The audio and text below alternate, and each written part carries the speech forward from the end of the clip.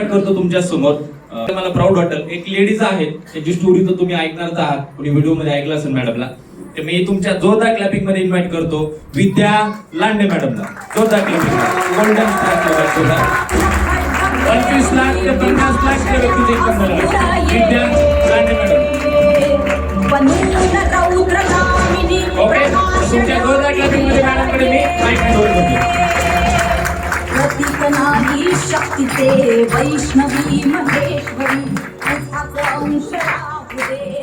नमस्कार. नमस्कार. तुम्हा सर्व सुंदर अशा चेहऱ्यांसाठी एकदा जोरदार टाळ्या झाल्या पाहिजे. आणि किरण प्रवर सर इथं जबरदस्त लेवलचं होस्टिंग करतात, सरांसाठी एकदा जोरदार टाळ्या झाल्या पाहिजे. आणि रोहित उल्टेकर सरांनी खतरनाक लेवलचा प्लॅन प्रेझेंट केला, सरांसाठी एकदा जोरदार टाळ्या झाल्या पाहिजे. आणि पाहायला गेलं तर स्टार्ट टू एंड पर्यंत ज्या रँक अचीव्हर्स लोकांना तुम्ही स्टेजवरती पाहिलं त्या सर्वांसाठी एकदा जोरदार टाळ्या झाल्या पाहिजे. फर्स्ट टाइम या हॉलमध्ये कोण कोण आले पहिल्यांदाच? या सुंदर अशा पाहुण्यांसाठी एकदा जोरदार टाळ्या झाल्या पाहिजे. ओळख करून देईल ना, विद्या लांडे प्रॉपर शिवछत्रपती शिवाजी महाराजांची जन्मभूमी असलेल्या जुन्नर तालुक्यातून बिलॉंग करते. एज्युकेशन पाहायला गेलं तर एम ए बी एड आणि M A B Ed education असताना सुद्धा ह्या व्यवसायामध्ये येण्याच्या अगोदर मी भाजी विकण्याचं काम करत होते. मला सांगा, भाजी विकण्यासाठी एम ए बी एड करावं लागतं का? नाही करावं लागत, पण परिस्थिती शिकवते. माझं कॉलेज करत असताना माझं स्वप्न होतं क्लास 1 अधिकारी व्हायचं होतं, मला लाल दिव्याच्या गाडीत बसायचं होतं. परंतु आर्थिक परिस्थिती घरच्यांची बिकट होती आणि लवकर लग्न झालं आणि जबाबदारी पडली आणि स्वप्न कुठेतरी बाजूला पडलं. आणि पाहायला गेलं तर लग्न झाल्याच्या नंतर असे काही निर्णय चुकले आणि डोक्यावरती 17 लाख रुपयाचं कर्ज झालं आणि ते कर्ज मिटवण्यासाठी धडपड चालू झाली. पाहायला गेलं तर मी 10वी पर्यंतच्या मुलांचे क्लासेस घ्यायचे, प्रिंटर घेतलेला, झेरॉक्स पण काढून द्यायचे, म्हणजे नको ती कामं करत गेले. आणि पाहिलं तर त्याच्यातूनही काही होत नव्हतं, मग भाजीचं पण सुरू केलं. आणि असं करत असताना एक अनोळखी मुलगी मला बोलली की ताई, तू एवढी शाळा शिकली आणि भाजी विकती, असा एक प्रोग्राम आहे, त्या प्रोग्रामला जर तू आलीस तर तुला भाजी विकावी लागणार नाही. मी म्हटलं काय आहे, समजून घ्यायला काय हरकत आहे. आणि तुमच्यासारखं असे आले होते, प्रोग्राम मध्ये बसले होते आणि इथं जर सगळेजण सांगत होते मी 1 लाख कमवले, मी 2 लाख कमवले, मी घर घेतलं, मी गाडी घेतली, मी सगळं ऐकत होते.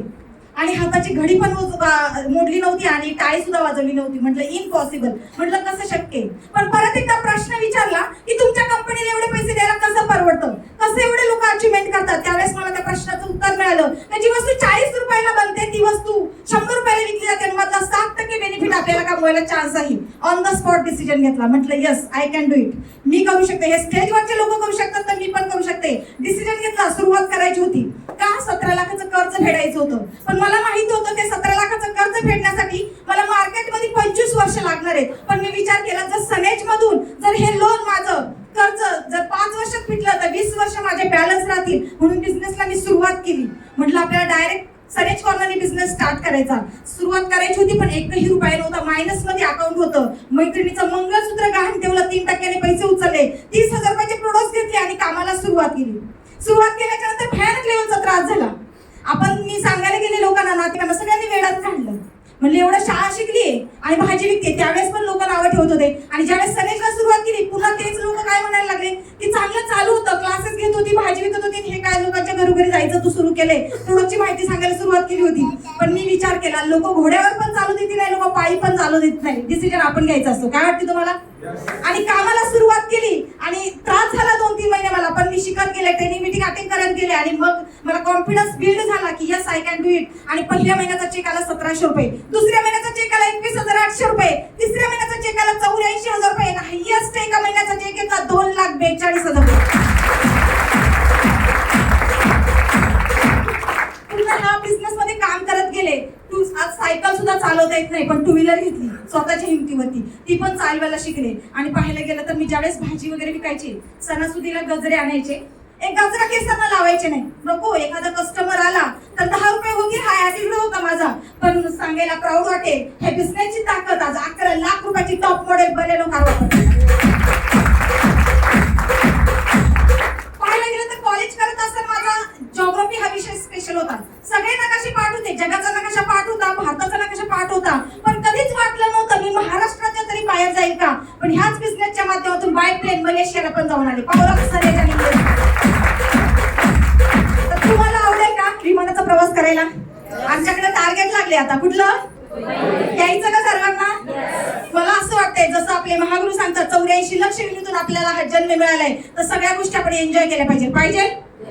तर बघा पाहायला गेलं तर हा सुंदर असा कॉन्सेप्ट आहे. बिझनेस हा जबरदस्त व्यवसाय बिझनेस कारण बाहेरच्या कंट्रीमध्ये 70 ते 80% लोक हाच बिझनेस करतात. फक्त आपल्या इकडे आताशी सुरुवात झाली, आताशी कुठं गाईडलाईन आले तर आता आपल्याला सुरुवात आहे. जसं मगाशी सरांनी उदाहरण सांगितलं, पहिले मिलिटरीमध्ये जायचं म्हटलं तर लोकांना पकडून नेलं जायचं, तरी पण लोक पळून यायचे, नको बाबा गोळ्या लागतात. आता मोराबळ भरतीला जातात, तरी भरती होतात का? तसा हा बिझनेस आता तुम्हाला सांगितलं तर वयाची अट नाही, शिक्षणाची अट नाही, लेडीज जेंट्स मुलं मुली सगळेजण याच्यामध्ये एंट्री करू शकतात फ्री ऑफ कॉस्ट. पण येणाऱ्या काळामध्ये 2-4 वर्षांनी जर तुम्हाला एंट्री करायचं म्हटलं तर याची डिग्री घ्यावी लागेल. कुठली डिग्री घ्यावी लागेल? जशी पीएचडी डिग्री असते, बॅचलर ऑफ आर्ट्स, एमएच डिग्री असते, मास्टर ऑफ आर्ट्स, तशी B net, bachelor of networking, M net, master of networking ही डिग्री घेऊन याच्यामध्ये यावं लागेल. मग काय वाटतं आज फ्री ऑफ कॉस्ट आलं पाहिजे का डिग्री घेऊन यायचं का? आज पाहिलं गेलं तर 15 ऑगस्ट 1947 रोजी आपल्या भारताला स्वातंत्र्य मिळालं, पण आजही आपल्याला आर्थिक स्वातंत्र्य मिळालेलं नाही. काय वाटते तुम्हाला? डॉक्टर एपीजे अब्दुल कलाम सरांनी स्वप्न पाहिलं की आपला भारत देश आर्थिक महासत्ता झाला पाहिजे आणि ते स्वप्न पाहून या देशातून निघून गेले. पण पाहायला गेलं तर आपला भारत देश आर्थिक महासत्ता कधी होणार? जेव्हा आपल्या देशाचं उत्पन्न वाढलं तर. पण देशाचं उत्पन्न कधी वाढणार? माझं उत्पन्न वाढलं तर. माझं उत्पन्न वाढलं तर माझ्या कुटुंबाचं उत्पन्न वाढणार आहे. कुटुंबाचं उत्पन्न वाढलं तर गावाचं, तालुक्याचं, जिल्ह्याचं, राज्याचं आणि ऑटोमॅटिक आपल्या देशाचं उत्पन्न वाढणार आहे. काय वाटतंय? डिसिजन घ्यायला पाहिजे. पाहायला गेलं तर आज बघा तलाठी भरती झाली, 4,500 फक्त जागा होत्या आणि फॉर्म भरले 12 ते 13 लाख मुलांनी. बाकीच्यांनी काय करायचं? आपल्या देशापुढे सर्वात मोठा प्रश्न आहे तो म्हणजे बेरोजगारी. पण ह्या बिझनेस मध्ये काय आहे? स्वार्थ पण आहे, परमार्थ आहे. हे प्रोडक्ट जर आपण वापरले तर आपलं आरोग्य चांगलं राहणार, हा आहे स्वार्थ. पण हे प्रोडक्टची माहिती जर लोकांना सांगितली, त्यांचं आरोग्य चांगलं राहिलं तर तो आहे परमार्थ. आणि मी जर हा बिझनेस सुरू केला, हा जर बिझनेस मी सुरू केला, माझं घर झालं, माझी गाडी आली, माझे लाखो रुपये इन्कम आलं आणि हाच बिझनेस जर मी लोकांना दिला आणि लोकांचं पण घर झालं, गाडी झाली, त्याच्या अकाउंटला लाखो रुपये आले तर हा आहे परमार्थ. हॅलो, तर तुम्हाला हा परमार्थ करायला आवडेल का? कारण पाहायला गेलं तर माझ्या खिशामध्ये जर 10 रुपये असतील तरच मी कोणाला तरी 5 रुपये देऊ शकते, अन्यथा देऊ शकत नाही. पण आज आपलेच प्रॉब्लेम असतील तर आपण कोणाला तरी हेल्प करू शकतो का? पण जगाच्या परिपटलावर एकमेव इंडस्ट्री आहे ती म्हणजे डायरेक्ट सेलिंग. काय? पण त्या इंडस्ट्रीला तुम्हाला सुरुवात करावी लागेल. आहे का तयारी तुमची? आहे का तयारी? तुम्हाला कदाचित प्रश्न पडला असेल, बाबा मला हे जमेल का, मला करता येईल का, मला वेळ भेटेल का, आणि बरेच प्रश्न असतील नाना प्रकारचे. परंतु मला सांगा, माणूस काय आईच्या पोटात शिकतं का? फक्त शिकण्याची तयारी पाहिजे. आहे का तुमची तयारी? बघा पाहायला गेलं तर सावित्रीबाई फुले पहिल्या महिला शिक्षिका झाल्या आणि त्यांनी सांगितलं की बाबा महिलांना तुम्ही काय करा, चूल आणि मूल नका करू, बाहेर पडा. पण आज आपल्या महिला काय करतात? एज्युकेशन घेतले परत चूल आणि मूल करायला लागले. काय वाटते? मग कॉलेज करत असताना किती स्वप्न पाहिले ना? हॅलो, जसं माझ्यामध्ये पण काहीतरी टॅलेंट होतं, पण मी भाजी विकत बसलेली की नाही, पण जो होता स्वच्छ केली. काय वाटते? जर मी कुठेतरी नोकरी लागले असते तर मला हा प्लॅटफॉर्म मिळाला नसता. तर तुमची तयारी आहे का या बिझनेस मध्ये येण्याची? घेणार का डिसिजन? तर पाहायला गेलं तर हा खूप सुंदर असा प्लॅटफॉर्म आहे. तर मी तुम्हाला सांगेन या बिझनेस मध्ये डिसिजन घेण्यासाठी एक गोष्ट मी तुम्हाला नक्कीच सांगेन. बघा पाहायला गेलं तर 2 शेतकरी आहेत आणि दोन्ही शेतकरी काय करतात? शेती करतात. पण एक शेतकरी काय करतोय? कोथिंबीर लावतोय, पेरतोय आणि कोथिंबीर काढतोय. दर 15 दिवसाला, महिन्यानी त्याचं हेच काम चालू आहे. पण एक शेतकरी असं आहे की त्यांनी अर्ध्या शेतामध्ये कोथिंबीर लावली आणि अर्ध्या शेतामध्ये आंब्याची झाडं लावली. हॅलो, त्याचे 3-5 वर्ष त्याच्या आंब्याला फळं नाही आली. पण पाहिलं तर 5 वर्षांनी ज्यावेळेस ते आंबे फळं द्यायला लागले, तो व्यक्ती निघून गेला तरी पुढच्या पिढ्यात ते आंबे खात बसले. काय वाटतंय? आंब्याचं झाड लावलं पाहिजे का कोथिंबीरची शेती करायला पाहिजे? हॅलो, आता आपण नोकरी करतोय ती काय? कोथिंबीरची शेती. तर आवडेल का तुम्हाला आंब्याचं झाड लावायला?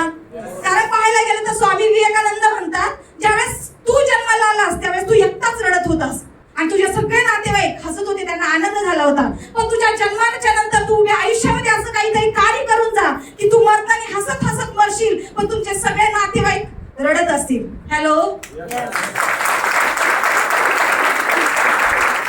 असं आपण लाईफ जगलं पाहिजे की नाही जगलं पाहिजे? पण ही सुंदर अशी इंडस्ट्री, ह्या इंडस्ट्रीमध्ये जर तुम्ही सुरुवात करताय, सरांनी सांगितलं प्रोडक्ट बाप क्वालिटी प्रोडक्ट. कसे? तुम्ही जर प्रोडक्ट एकदा यूज केले तर प्रेमात पडणार, दुसऱ्या वस्तूला हात लावणार नाही, बरोबर ना?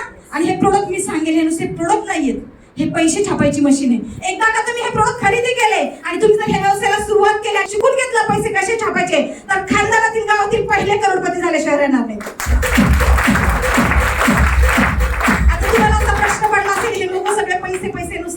काय?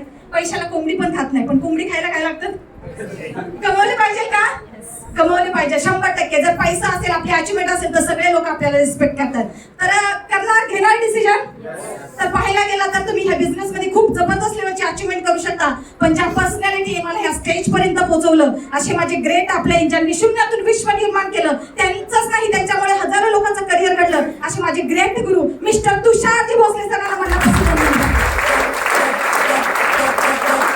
आणि त्या पर्सनॅलिटीने पुण्यातच नाही, महाराष्ट्रात नाही, भारतात नाही, आशिया खंडामध्ये रेकॉर्ड ब्रेक करत आहेत. अशा सर्वांचे प्रेरणा असतात डॉक्टर अशोक तोंडमल सरांना मनापासून. आणि पाहायला गेलं तर तुम्ही जर इथं बिझनेसला स्टार्टअप करताय, तर तुम्हाला इथं तुमचा ज्या व्यक्ती बरोबर आहे त्यांचा तुम्हाला सपोर्ट असतो, टीमचा सपोर्ट असतो, सगळ्या कंपनीचा सपोर्ट असतो. आणि पाहायला गेलं तर आपली जी सिस्टम रन होतीये ESESI इथिकल सक्सेस एज्युकेशन सिस्टमचा तुम्हाला सपोर्ट असतो. सिस्टमसाठी एकदा जोरदार टाळ्या झाल्या पाहिजे. बघा, पाहायला गेलं तर ही सिस्टम कशी रन होते. फॉर एक्झाम्पल, आपण एखादा दगड जर पाण्यामध्ये टाकला तर तो तळाला जाऊन बसतो, पण हजारो टनाचं जहाज त्या पाण्यावर तरंगत असतं. एखादा दगड जर आपण हवेमध्ये टाकला तर तो पण रिटर्न येतो, परंतु हजारो टनाचं विमान हवेमध्ये उडतं की नाही उडत? ह्याच्यामध्ये काय सिस्टम आहे? तसं ही सिस्टम जर तुम्ही फॉलो केली तर 101% तुम्ही नाही, तुमच्यामुळे हजारो लोकांचं करिअर घडू शकतो. तर आहे का निर्णय घ्यायची तयारी, करायची सुरुवात? तर जाता जाता एक छोटीशी स्टोरी सांगते तुम्हाला निर्णय घेण्यासाठी. पाहायला गेलं तर एक व्यक्ती रोज मंदिरामध्ये जात असतो. 5 वर्ष 10 वर्ष रोज मंदिरामध्ये जायचा आणि देवाकडे प्रार्थना करायचा की देवा मला एकदा तरी 1 कोटीची लॉटरी लागू दे. दर वर्षी किंवा दर रोज म्हटलं तरी 9-10 वर्ष तो प्रार्थना करत असतो. आणि तिथं जो पुजारी असतो तो भगवंताला म्हणतो की देवा एकदाच देऊन टाक या व्यक्तीला, लॉटरी लागू देत, एवढी तुझी पूजा अर्चा करतोय. देव म्हणतो की मला द्यायचीच आहे, त्याला लॉटरी लावायचीच आहे, पण ऍटलीस्ट त्यांनी 10 रुपयाचं तिकीट तर खरेदी केलं पाहिजे की नाही केलं पाहिजे? हॅलो, मग तुम्हाला तिकीट करायची, आज खरेदी करायची वेळ आली, तर करणार का खरेदी वेळ?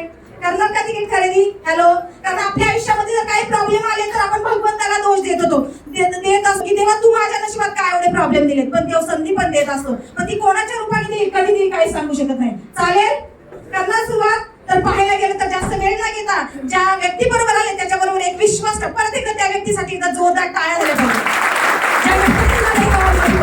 कारण तो देव नाही, पण देवापेक्षा कमी पण नाही. चालेल, घेणार, करणार डिसिजन? तर पाहायला गेलं तर तुम्हाला इंडस्ट्रीमध्ये येण्यासाठी आणि तुमच्यामुळे हजारो लोकांचं करिअर घडण्यासाठी माझ्याकडून शुभेच्छा असतील. Wish you health, wealth, happiness. Thank you very much.